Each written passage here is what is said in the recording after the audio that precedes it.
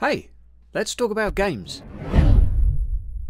Hello guys and girls, it's Airsick Hydra here. Today we're going to be going through the latest community post from Neocore themselves. This is the feedback as well as a little bit of game direction and information following the previous survey, which about 2,000 people completed, so well done to those of you who did. It seems that it may well have paid off. Now, I know that some of you are thinking, Hydra, where the F is the interview you said was coming last week? Slight little technical thing that I had to wait a little bit longer so they could confirm a couple of bits of information, and I felt it was worth waiting for, so I'm getting the audio back tomorrow. The interview's already done. Looking pretty good. But let's go through this post because honestly this is really some meaty and juicy stuff. I'm going to be going through it, breaking it down into some detail for you and picking out all the highlights and juicy bits, I think. So to kick things off again, 2,000 players answered this, and there's a lot of common features, and they've basically used this to create a thread or a post outlining what we can expect to see happening. Now, they've reminded us their remaining time is going to run out soon. They certainly are implying, at least, that the Q1 release date is still happening. However, it doesn't all seem too bad. Now, the 5 most frequently described problems are... And here's a bunch of stuff I highlighted earlier. Rest assured the actual article does not look this much of a mess, but it really does help me read it a little bit. So, the game is slow, clunky, and hard to control, and there's a lot of different feedback things sort of regarding this, anything from movement rate to combat animations, just general animation fluidity, enemy movements, controls, etc. Lots of things are described as clunky, and they've said that this is actually the first thing within January that they're going to get working on. And for many aspects of it, they have already been working on and made the changes. Now, do bear in mind, guys, do bear in mind what the developers are working on is not necessarily what we are playing right now. They have already done many of these changes, certainly in accordance with what they've said. So what they're basically saying with regards to the clunk is that lots of small changes should smooth it out, and they're looking primarily, if we go down to here, their base speed has been played with. Now granted, they've tried increasing it a fair bit and it seems to have turned a bit cartoony. I think we can all appreciate a Space Marine whose legs are moving like Sonic the Hedgehog is never going to work. So there's only so much of a speed you can put a Space Marine into. We'll have to wait and see what speed they actually settle on for the final gameplay, but I'm looking forward to seeing that one. May well help some of you to make the game feel is a little bit more engaging. Now, main one here, reworking of skills and corresponding animations. So it's not just the actual skill, it seems to be the actual both animation and how it works that's getting a little bit of a revamp here. So this particularly exciting. There's no mention here about if there's going to be modularities or changes, and I think it's a little bit of it's a little bit of wishful thinking to hope that the Psyker is going to be sort of turned into the Crusader and the Assassin as well to give them all modular skills. I think that's pretty unlikely to happen right now, but at least they are, by the looks of it, revamping many of the weapons and abilities already within the game. Now, there's a little bit more information on items soon, but they've said they've already done over 100 changes in terms of movement dynamics and animations. A lot of sounds have been changed, a lot of visuals have been changed too, and over 90% of the skills are going to see changes in some terms of form. Now, that being said, I feel it's slightly easy to get a little bit carried away and expect to come into a game that's going to be completely different. 90%, I mean 20% of those might have just had an audio change, so you know it may only be a third of them or something that have had an actual change to how the skills work, but we can really cross our fingers here and well just hope. Now again, last sentence here, we've made a lot of improvements for the Crusader. We'll start working on the Assassin as well this week. They've already done the Crusader, so that's pretty goddamn exciting. May well be with us quite soon. Something else that intrigues me is a mass system.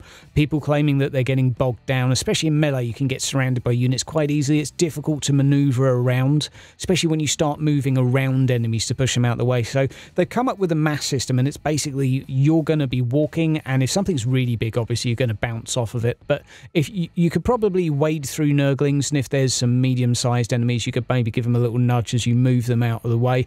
I quite like this idea, actually. I think it's pretty neat if you want to try and sort of run through as a tank in melee. It might be quite aesthetically pleasing. We'll just have to see how it looks. Might also look quirky as hell. Who knows? Now, animations generally improve, such as firing from cover. Now, they have and there is a bit more information on this down below, but a lot of the cover animations are just typically faulty. You're shooting, you know, through cover, shooting around corner in particular. The animations aren't good there. They freely admitted that and said they've already made a bunch of changes, and more will be changed as we go, basically. And they've said as well, in terms of controls, they're going to base this on player feedback. They haven't been too specific in terms of what's going to change with the control scheme. But we can all look forward to some changes, as well as that 3-year-old placeholder cursor finally being updated and looking a little bit more inquisitorial, perhaps. So, long run as well, the toggleable tactical view is something I'm curious of.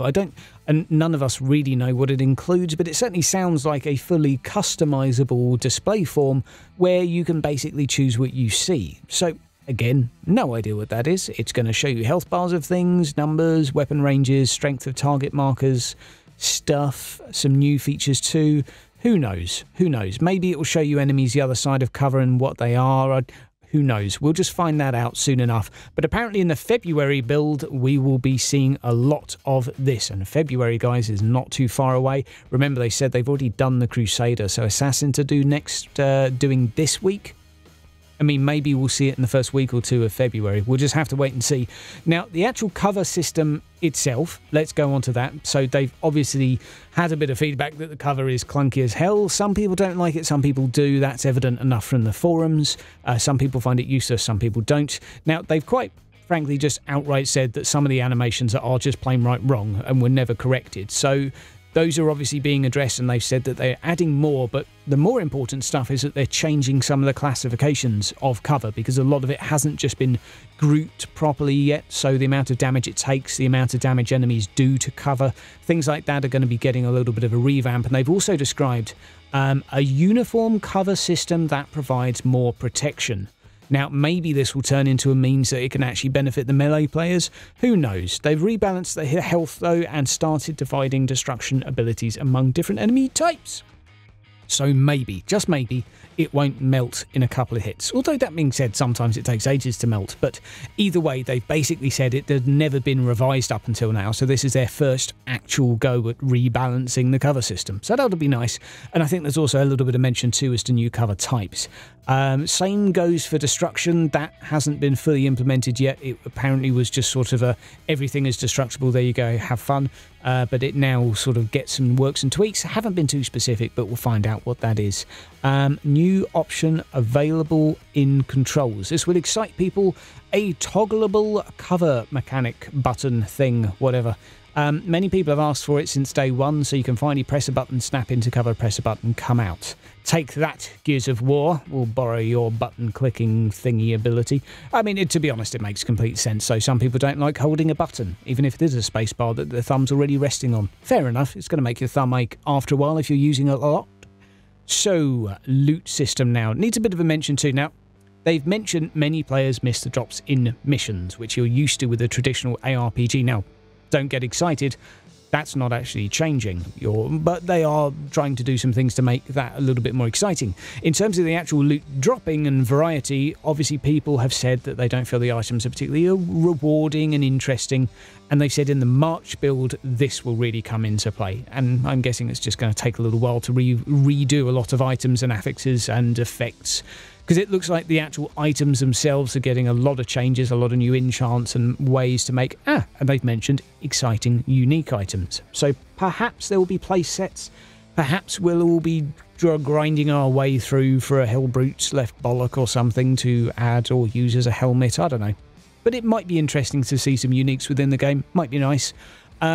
May take a little while, and of course elites, commanders and heroes are going to be dropping the stronger items now, which is of course not quite the case at the moment. You can there is a system at place at the moment where you're not going to get a plasma cannon from a Nurgling, but it could be better. You're never killing a Hellbrute thinking, oh my god, what's going to drop from this big enemy? You're just killing it and going, oh yeah, I got some loot, and move on. And they've also said the GUI visuals and sound cues could be much better when picking up items, because it's not very clear at the moment. You used to have to go and pick up stuff manually, now you automatically pick it all up, but you're never really sure what you've picked up and what it is. So that's obviously getting a little bit of a look, which is very nice. Let's move down to bugs and polish, a little bit of a concern here for players. Now, Improvements in the last month are basically when bugs and polish are going to be put into it, kind of for obvious reasons. They've admitted that bug fixing right now isn't quite their priority, because if it were, it would mean delaying content even further to make sure it's bug free before pushing it out. Right now they're just trying to get it playable, pushing it out, so at least they've admitted that they've just not been focusing on bug fixing. But their last month they've got I don't know, hundreds apparently of bugs to fix. I mean, yeah, there's a bit of risk fixing bugs last minute, but you know, it's Neocore. So far they've been releasing patches like midnight every time, so I think last minute's kind of when they thrive. We'll have to wait and see if they manage to fix them all in time though. Camera controls, we're going to be getting an old school ARPG top-down camera, no longer rotating, no longer pitched at all, which I personally am quite happy about. I know a lot of people have given in to temptation, and because you can see a little bit further forward, they kind of said, well, why can't we just see even further forward? Basically turning it into an over-the-shoulder game.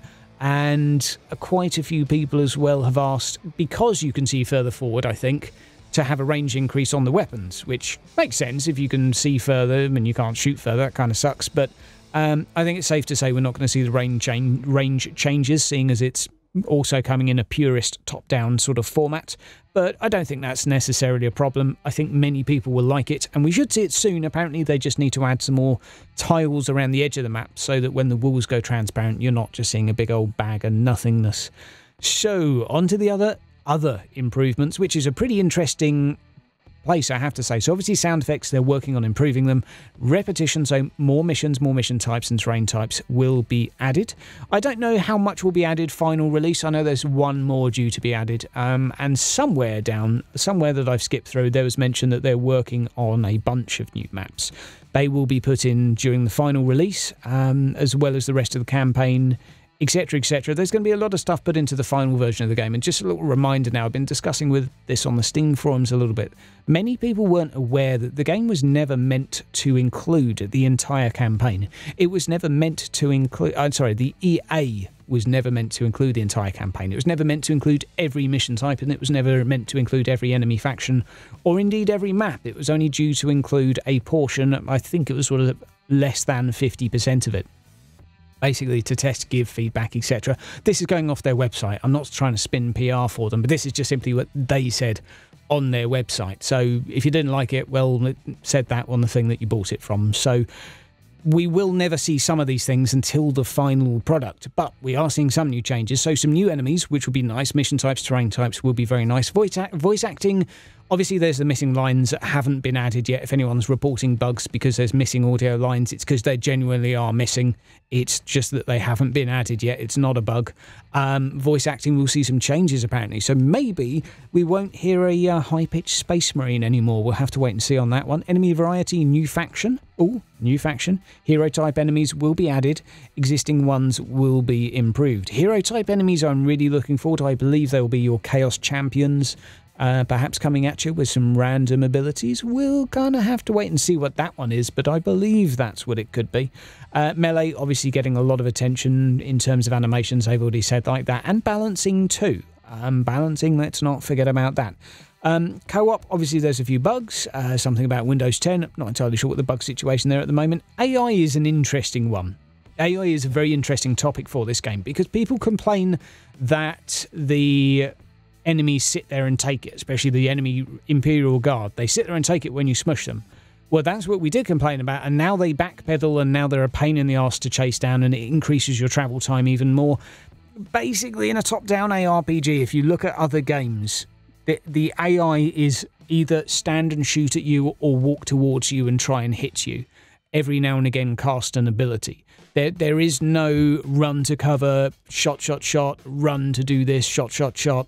It's very predictable and linear, because that makes the gameplay smooth and predictable. In a first-person shooter, having unpredictable things is sort of to your advantage. Within an ARPG, this is just my view, but I think it's fairly much just fact. Within an ARPG, the AI is predictable, but their abilities are unpredictable. So you generally know where they're going to move, what they're going to do. There might be the odd mechanic that introduces something random, but that's generally how it works. So AI, yep, not going to see any changes there really for reasons. And difficulty, they've basically said 10% find it too hard, 10% find it too easy. And that's that. The rest are kind of okay, but obviously there's a few complaints about bullgrins and ogrins and balancing and such in regards to suppression. And lastly, we have some requested features, all very exciting. More varied lore environments. Now, obviously, we've got the tutorial spaceship's going to be on more generated missions.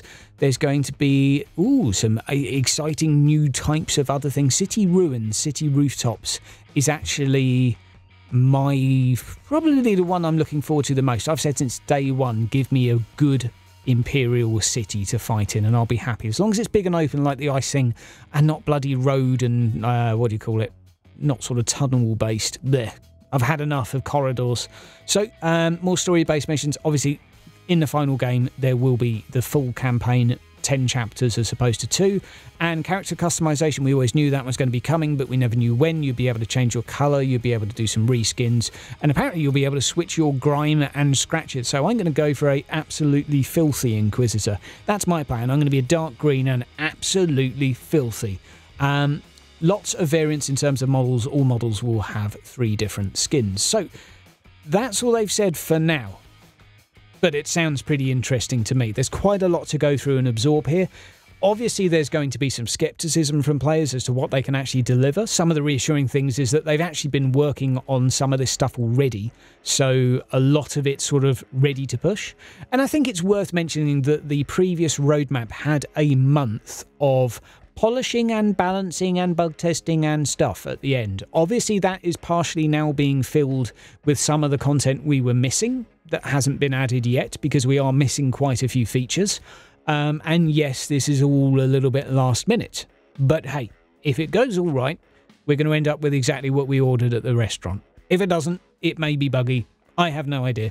We'll have to try and get them to give us a little bit of reassurance as to how they're going to bug test the features that aren't being put in the game until launch. But, I mean, I personally presume that they will have a plan, that they're not just sort of crossing their fingers and hoping it won't have bugs. One would assume.